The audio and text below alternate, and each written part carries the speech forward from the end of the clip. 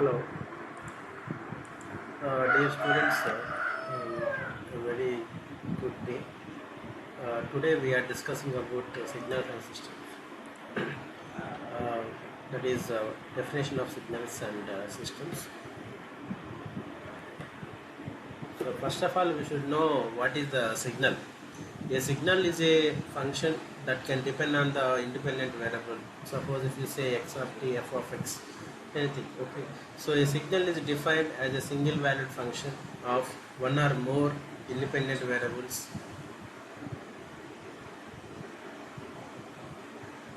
which contain some information. A single A signal may also be defined as any physical quantity that varies with time, space, or any other independent variable. A signal may be represented in time domain or frequency domain. For examples for the signals are human speech, voltage, electric voltage or current. So and also, the signals may available in different forms, single valued signals or multi-valued signals. Signal, that is the basic definition is a function, is a variable that depends upon the independent variable. So in our syllabus, signals and systems, we can represent the signals in four ways. That is graphical representation, functional representation, tabular representation, and sequence representation. Here, that is in the graphical representations as shown in the figure, we can represent the amplitudes of the signal at instant times of n. So this is the graphical representation. And the second one is the functional representation. That is, we can represent the signals in the mathematical form or equations form in order to simplify it, analyze it. Okay, so that's why these are very important. So in our subject, these two representations are very oftenly used to analyze the signals, or in case of solving the problems, we should know how to convert the graphical representation of signals into this functional representations. Next, tabular representation. So here the instant times and corresponding amplitudes are represented in the tabular form as shown in this figure. And I can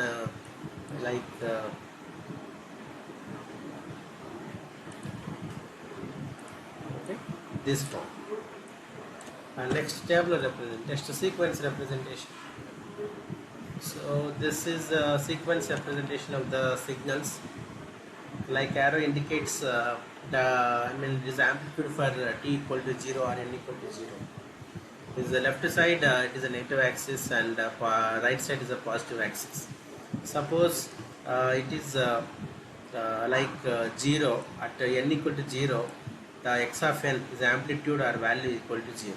Similarly, 3 is the amplitude at n equal to 1, and 1 is the n equal to 2, and 2 is the amplitude at n equal to 3. So that is 0, 1, 2, 3. Similarly, this is the -1, amplitude of the signal at n equal to -1, and this is the amplitude of the signal at n equal to -2.